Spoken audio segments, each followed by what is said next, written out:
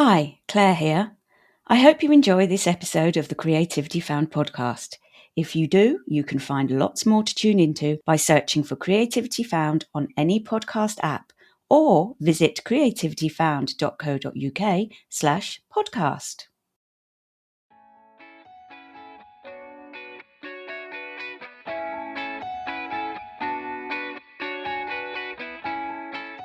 It felt like anything was possible now that I could write a song.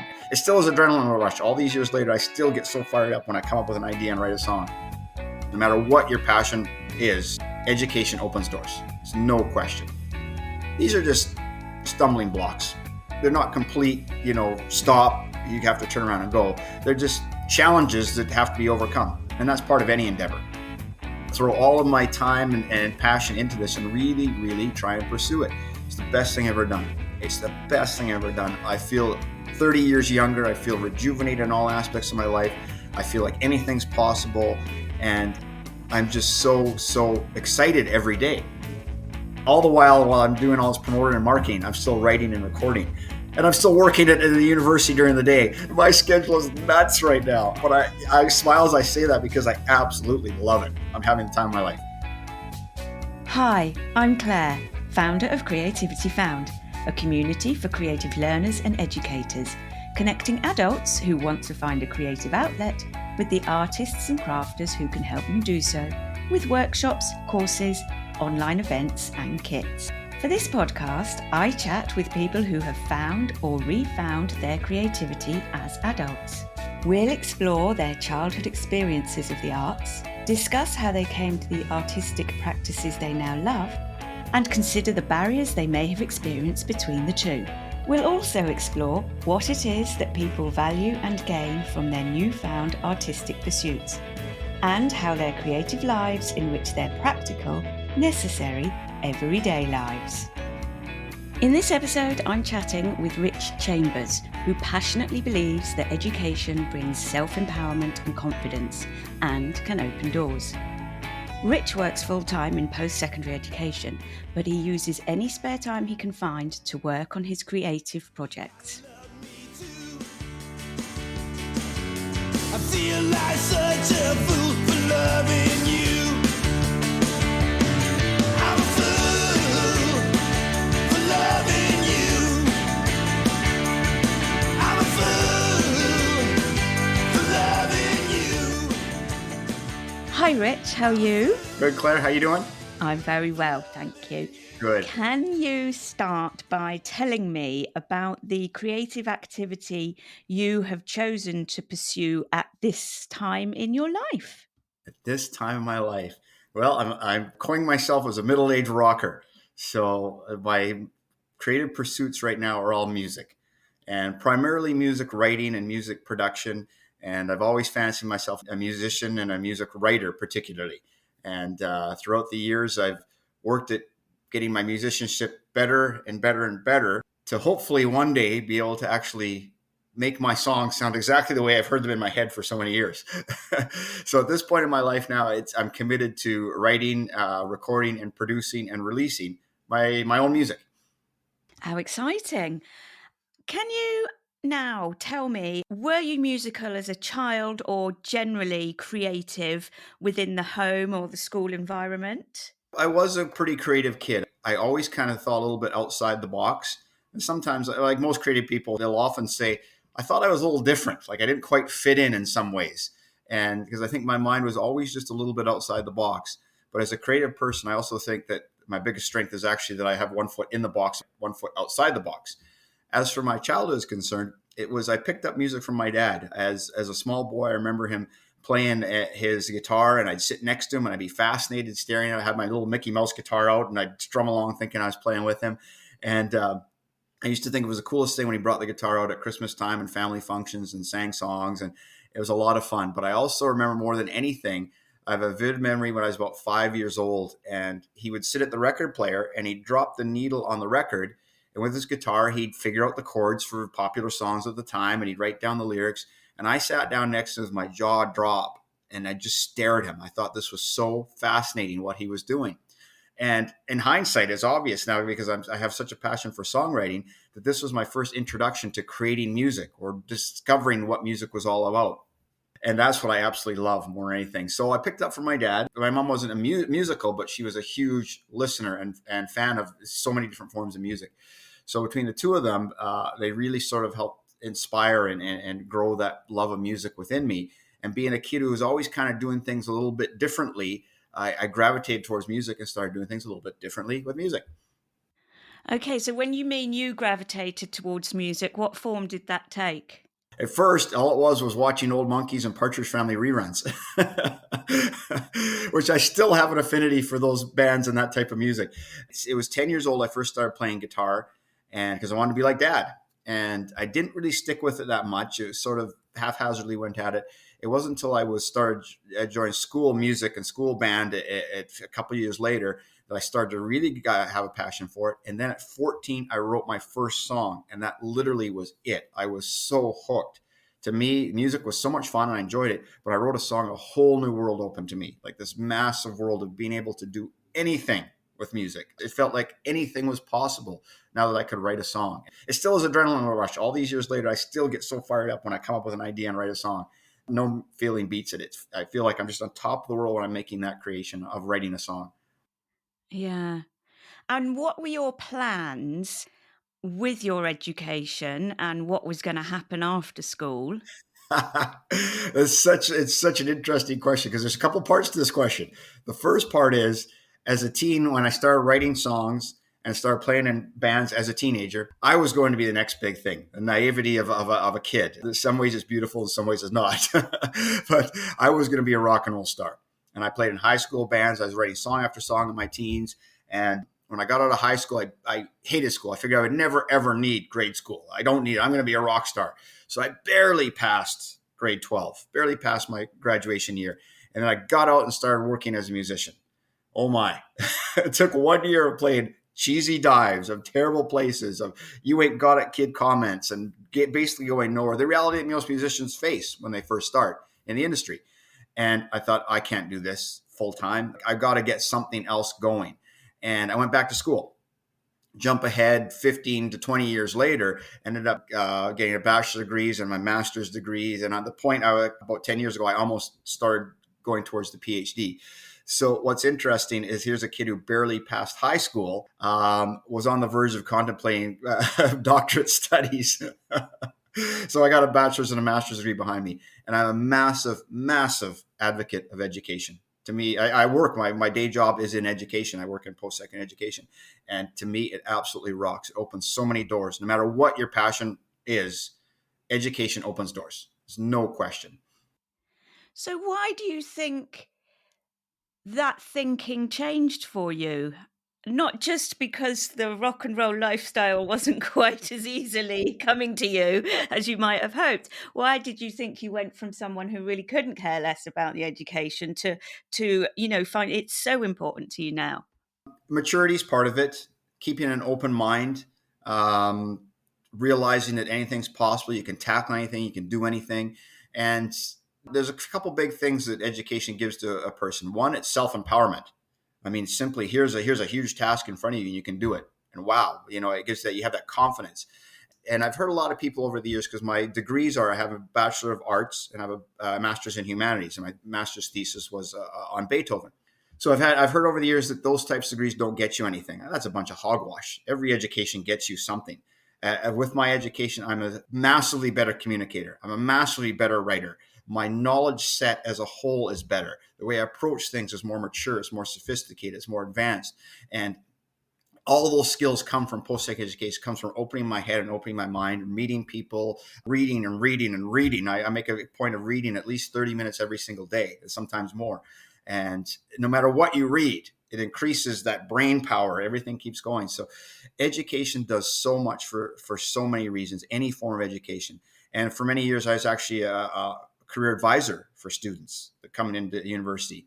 And they'd often say things exactly like, why would I want to pursue drama? There's no jobs in drama. Come on. You pursue your passions and you'd be amazed. I always used to say to students, you'd be amazed how many jobs are actually in every single field of study that is out there. Granted, if you're going into computer engineering, you're going to have more job opportunities if you go into drama. But there's still lots of opportunities in any field of study. And what education does, it opens your doors. And it opened the doors to me on what possibly is out there in music. And now as somebody who's pursuing a music career heavily, I have research skills that university gave me. I have the writing and communication skills that university gave me. And the list goes on and on. And all these skills that I'm practically applying to my music endeavors. So I'm a massive, massive advocate of education. Yeah. So give me a bit of a rundown then of the time, the grown-up time when after, I'm not going to be a rock and roll star. What Yeah. did you do for work? How did you fit the education that you've been telling us about? How did you fit that in? How did you work around? Obviously, you're going to need to be making money while doing this Yeah. to survive. So tell me about that time. Well, Claire, it's interesting. Like we all choose certain paths in our life. Robert Frost, the path less taken, that sort of thing. I mean, we all have whys in the road where we're always trying to choose which way to go. And that's what life's all about. So along the way, though, I finished my degree and I met a woman and we got married and we settled down and we raised 2 kids together. And all along, I started working my way up through post-sec education, doing various jobs, stepping up the ladder like most people do, and mortgages and all the rest, a lot of the standard stereotypical stuff. And at the same time, I never, ever let go of my passions. And I always continued in music. I play in a regular band for years. I was always writing music, that sort of thing. So as life goes on, you start taking these paths. One of the most advantageous things I did was being able to self-reflect and look back as I'm going through the path. And I realized that I'd never, ever let go of the music. It was always there. It's always a huge passion of mine. And I firmly believe that passions and pursuits can exist on multiple levels. It doesn't have to be one or the other in anything. At some point, you got to put more into something to make it happen and less into something else. But you don't have to go all in and be a post-sec education educator or administrator. You don't have to go all in and be a musician. You don't have to go all in and be a husband and not a father, all these sorts of things. So throughout the years, multiple paths were always moving for me. And I also, throughout that all, I wrote a fictional novel, which is something I always was on my bucket list. I always wanted to do that. And I've worked on my second novel, and I'm about 40,000 words in. And so I'm a writer at heart, but music happens to be the thing I love to write the most. But I'm a firm believer you can take multiple paths along your journey in this thing called life. Yeah. Well, yeah, absolutely. So you've mentioned then that the music was always there. Yes. But what is different about it in your life now? What's the change and why the change that's made music perhaps come more to the forefront? Well, that's a great question. I mean, I laughed at the beginning of our podcast and I talked about me being a middle-aged rocker. When that stereotypical idea when a man hits a midlife crisis and they get a young girlfriend, a convertible. Well, I bought a new guitar and started writing songs. That was my midlife crisis. But in all seriousness, though, Claire, I think we all look into that metaphorical mirror all the time where you're looking and say, what am I doing with my life? Where am I going? What's happening? And I had literally had a somewhat of epiphany where I was one day doing that. And I'm looking at myself and I'm saying, okay, I'm now at a point in my life where I'm not young, but I'm also not old. But at the same time, I've got, there's more road behind me than there's road in front of me. And I said to myself, looked in the mirror and said, Rich, you have this massive passion you've had since you were 14. It started even earlier. Why are you not doing this? I'm always doing it, but why are you not really, really doing it? And I looked in the mirror and I basically did not have an answer for that question. And that in itself was my answer. So I made a commitment right there and then. I am now going to put everything into this within reason. I mean, I didn't throw the entire kitchen sink. I didn't throw everything, I still have to stay pragmatic and rational, but throw all of my time and passion into this and really, really try and pursue it. It's the best thing I've ever done. It's the best thing I've ever done. I feel 30 years younger. I feel rejuvenated in all aspects of my life. I feel like anything's possible. And I'm just so excited every day as opposed to and I'm at a point in my life where most people are gearing up for retirement. And I think I'm just getting started. And it's a wonderful feeling. And I firmly believe you're never too old to dream or never too young for that matter as well. So the idea that dreams never have to leave you at any point in your life. They change as your life progresses. I mean, they'll adapt and they'll change, but they don't ever have to go away. Yeah, that is a very good lesson, and something that we do hear a lot of from guests, that you can change, that you can try something, that you're never too old, which is fabulous. Creativityfound.co.uk is the place to go to find workshops, courses, supplies, kits and books to help you get creative. So if you're looking for your own Creativity Found experience, go have a browse to see what's on offer so far. And if you can help adults to find their new creative passion, please get in touch on social media or through the contact details on the website.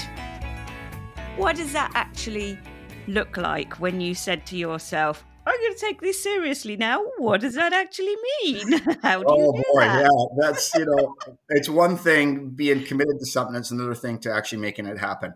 So you still have to live in the real world. I mean, you can have a dream, but to apply that dream is a whole lot of hard work. It's a lot of commitment. It's a lot of research and connections. And so for me, it meant sort of first as a producer, a writer, musician, and producer, it meant having to produce the songs that have been in my head for so many years and making them into a feasible, marketable product. So in my case, I mean, I'm a dreamer, but also you have to be a pragmatist at the same time. So I had to become a business person. And the first step was create the product, which in my case was music. So I've always had these songs, and my musicianship was always good, but never really that good. So it took me years and years to develop the musicianship to make the songs reality. And it got there. But the last step was producing. So I can write the songs and I can play the songs. How do I get the songs into a recording? So then I worked my butt off. I was on website after website talking to people. I was experimenting. I was trying out things. And eventually I got myself into, and I think I'm getting better and better all the time. And eventually I got myself in a role where I could produce well. So now I can write the songs. Now I can produce the songs. How do I have my product? Well, the Kevin Costner movie from the late 80s, Field of Dreams. I don't know if you ever saw that one. Yeah. Everybody knows that one saying, if you build it, he will come. I love the saying, except you got it in the real world, you have to put a caveat into it. If you build it and market it, they will come. So I learned very quickly that if you write a song, record a song, no matter how good the song is, you put it up on Spotify and Apple and YouTube. Hey, there we go. I just built it. They will come. No, they don't. You can look 2 weeks later and 2 people have liked your song or listened to your song. So then I had to learn how to become a business. I learned how to market. So that's been a learning endeavor too. And it's a continual movement and growth. But I've loved every minute of it. I mean, I found I actually have a bit of a panache for marketing. And it's shown. I mean, in 2.5 years, I've got a Facebook following up around 85,000 followers. Instagram's a bit tougher. I'm about 5,000. TikTok, 30,000. YouTube, 5,000. I've got 2.5 million streams on Spotify. I've got like 1.4 million views on YouTube, and it's growing. And I'm super, super excited about it as I learn more and more and get myself out there more and more. It's been an amazing ride. I mean, I wouldn't change it for anything. Is it easier than it was first time around with the technological wonders of the world? Yes and no. It's an interesting question, interesting answer, because the first off the top of the head, yes, for sure, no question whatsoever. If I had done this 30 years ago, there's no way an independent like myself could have got my music out and reached so many people. I would have had to go through record companies and record executives and things like that, and they're still out there, and that's where it's so much easier. Where it's a bit tougher is that now everybody can do it, so the space is so crowded. I mean, I forget the numbers, but Spotify is putting up something like 1 million or a couple million new tracks every week and things like that. So somehow you've got to find your niche in that huge, you dropped a needle into the haystack when you drop your music out there. So you got to somehow get people to find that needle. And that's a challenge too. I actually kind of love the challenge. But overall, yes. I mean, I said yes and no, but overall, yes. With technology, there's more chances and more opportunities. Yeah, and because there are more chances and more opportunities, there are more people doing it, Yes. like you said. Yes. So yes, Yeah. it's its own little enemy there. Yeah. Tell me more about the songwriting, because you've already said about writing novel and that how much you love songwriting and writing. Do you write your songs for yourself? Do you have songs that you write that you think, I can't sing this. This isn't my kind of thing, you know. Yes. And where did your inspiration and your ideas come from? It's ideas come from everywhere and anywhere. Just to give you an idea, just a week and a half ago, I couldn't sleep. And I picked up the guitar. It was 2 a.m., 20 minutes. I banged out a song that I'm so excited about. It might become my next single. I call those the did that just happen moments, where all of a sudden it comes to me in 20 minutes, completely done. And at 2 a.m., most of the time, most of my songwriting comes from an idea, whether it be a melodic idea, a guitar riff, some sort of musical theme of some kind, and then I work at it, aggressively work at it. So often people say, do songs just come to you? They do sometimes, like the 2 a.m. song, but that's only about maybe 10% of the time. I love those moments when they happen because it's so easy in those moments. The other time, it's 5% inspiration and 95% hard work. And that's what a lot of people forget. The creativity process isn't just spontaneous. It isn't just instantaneous. Creative individuals still have to work at it. And I've seen it. And it's unfortunate because I've come on my travels, I've come across amazing creative people that don't have the discipline to make their ideas a reality, no matter what. And not just in music, but in anything, any passion, whether it be architecture, computers, cooking, fitness, on and on it goes. They have great ideas and they don't have the sort of commitment to make those ideas realities. So creativity is as much inspiration as it is hard work and commitment. So the majority of my song catalog is 5% inspiration, 95% hard work, where I sit down, okay, what chord progressions happened? Okay, what kind of theme I got here? What kind of mood? Where should I take this song? What's it going to do? How long should it be? How should I arrange it? All these are sort of pragmatic decisions that have to be made. And I have sometimes songs percolating within me for years before they become completed. And it's a commitment. But I love it. I love the hard work songs just as much as I like the songs that come to me in 20 minutes. Yeah, well, that's good. I wanted to touch on that a little bit more, actually. You did mention how taking this decision to take your music more seriously, bring it to the top of the pile, has affected the rest of your life. Tell me Yes. a bit more about the benefits that you're gleaning from this in other aspects of your life. The list goes on and on, Claire. you know, um, Commitment. I've always been committed to fitness, but I found I ramped it up even more. There's a certain self-empowerment in keeping oneself fit and keeping oneself active. I found I was getting back to being more me, in the sense that I was more social. I was more positive. Every day I'd have a positive sort of outlook, as opposed to when I sort of bogged down with life. We all get bogged down with life, even though, you love your partner, you love your kids, you love your friends and family and all the rest. And you might even really enjoy your job, but it's the same old routine.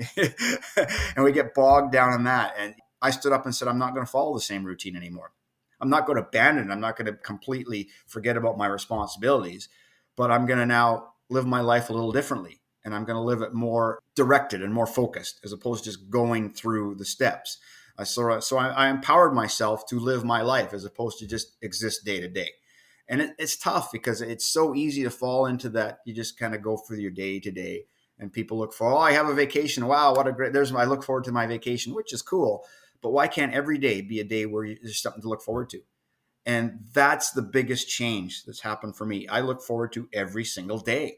And the neat thing is, now that I'm getting so public on social media with my music's out there and things like that, and I coin myself the middle-aged rocker, and my tag phrase is rock and roll reimagined. And it's obvious I'm not a 25-year-old doing this. When people see pictures of me, they know this is a middle-aged guy. And what surprised me is how many people I've got. Absolute strangers will say things like, "You've inspired me." I got a note from a guy in India about 3 or 4 weeks ago. He says, "Rich," he said, "I'm 35 years old. I gave up the guitar 10 years ago. I've picked it up again because of you." And I just thought, wow, that's pretty darn cool. And that's just one example. I've had many other examples of people said, "I can't believe you're doing this. You've inspired me. I can do things too." And I had no idea this was going to happen. And what an amazing feeling it's been to know that I'm inspiring and creating passion within people to go after their goals and go after their dreams. Because everybody dreams. We all have dreams. There's no question about it. That's part of the human condition. And inadvertently, I've been telling people to pursue those dreams. I'm now more open about it. And I'll openly say in some of my blogs and things, go after your dreams. Go after your dreams. You're never too old.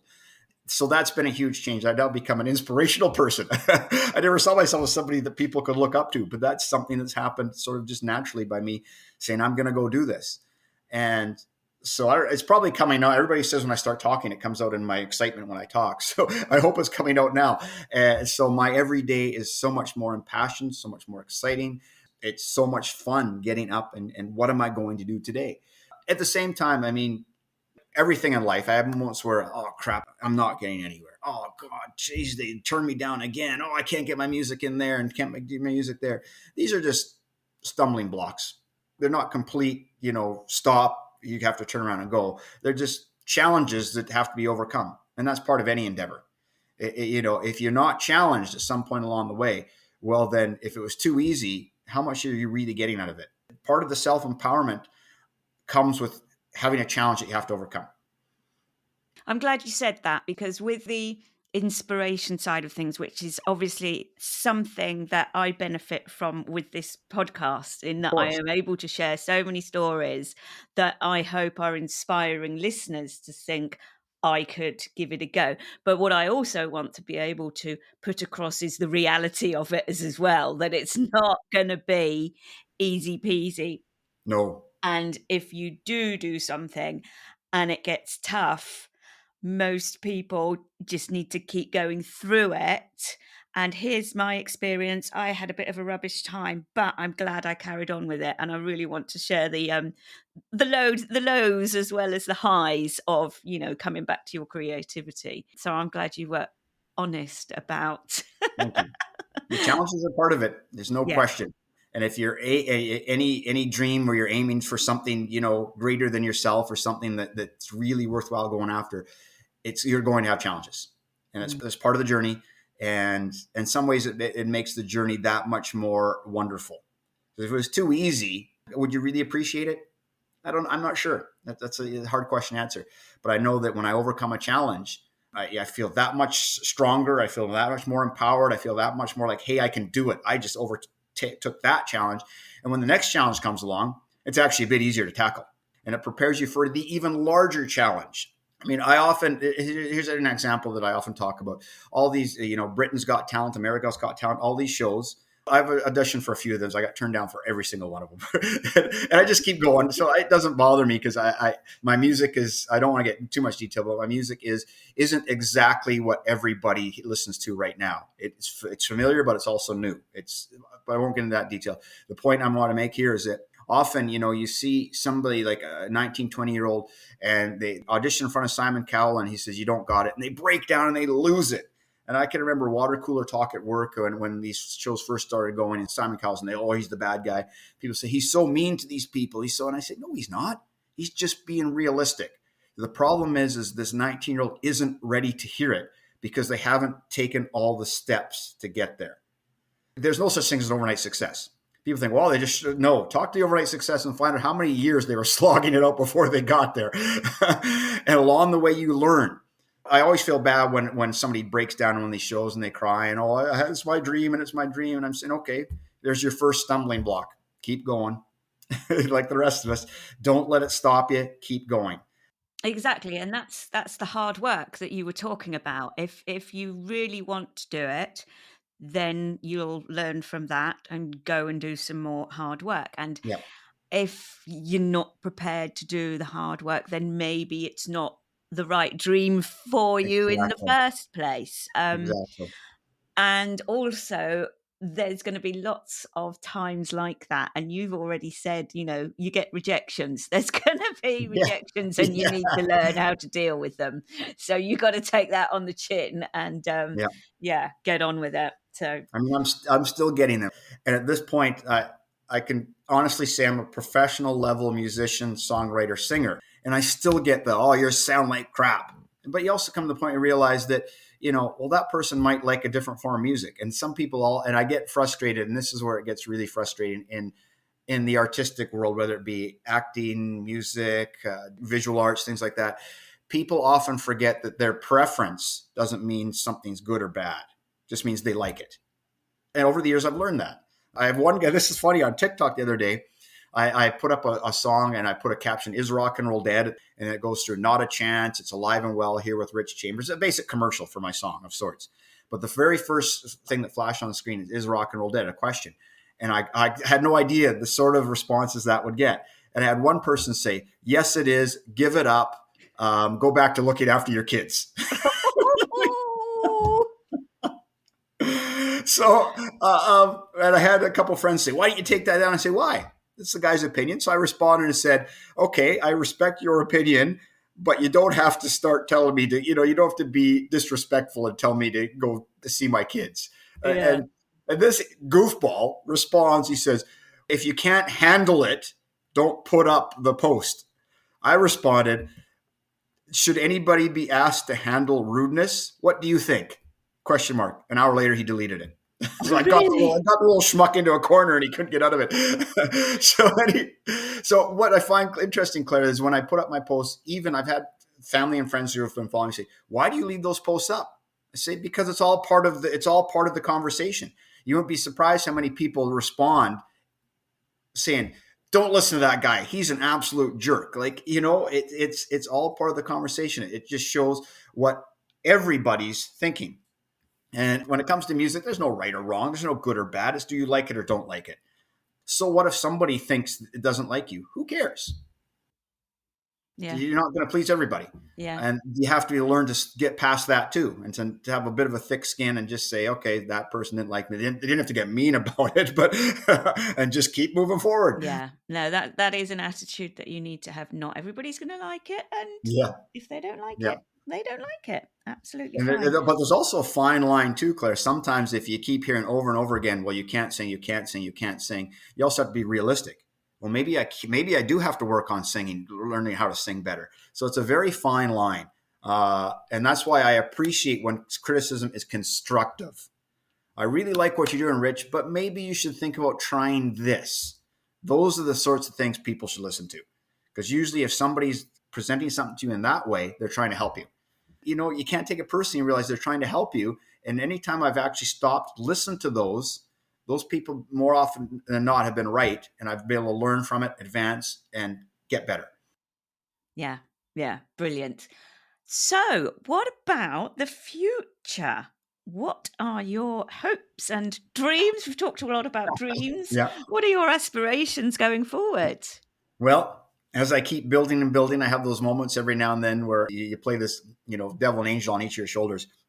And moments where I think, "Oh, I'm not getting anywhere." And other moments I say, "Well, Rich, you've got 85,000 followers on Facebook. That's a lot of fans." And so when I look back where I was 2 years ago, I've grown leaps and bounds from where I was 2 years ago. And so if I can paint a picture, in Canada, hey, we got a lot of snow. I don't know how much snow you got in the UK, and you're part of the UK, but it's easy to make the analogy with snow. But everybody will get this. When you're building a snowman or you're building a snowball, at the very beginning, it takes a lot of work to start things happening. You got to really kind of pack the snow and start rolling it around. Eventually, the snowball gets so big that all you got to do is push it down the hill and it'll go on its own. That's what I've been doing. I've been building a snowball, and the snowball is getting pretty big.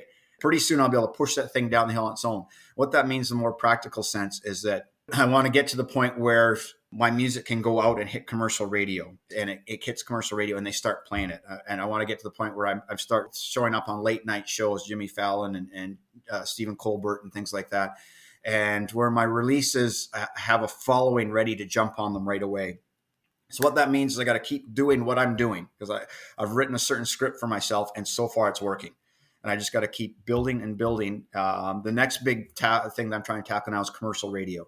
And any musician will tell you commercial radio is an absolute beast to get onto. It's so hard.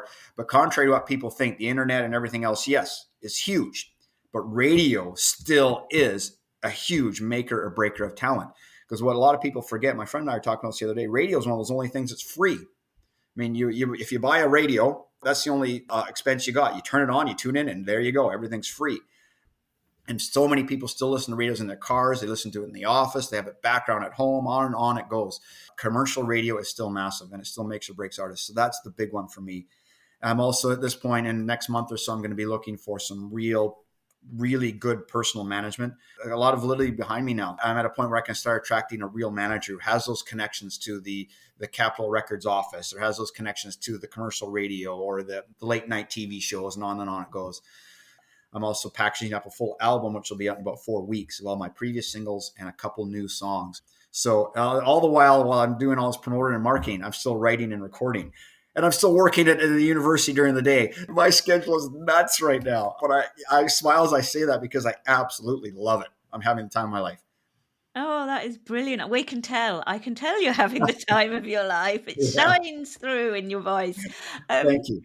So this Facebook, YouTube, etc. Tell us how we can connect with you, how we can find you in these places. Thanks, Claire. Rich Chambers Rock and Roll. TikTok, Facebook, Instagram, Rich Chambers Rock and Roll. Or if you just Google my name, Rich Chambers, I've been working my butt off so that Rich Chambers is at the top of the algorithm. And so it's fun. This is a funny story because people go on and Google Rich Chambers. A high school basketball coach will come up as well as me, another with the name Rich Chambers. And what's funny is him and I know each other. He was my high school's history teacher.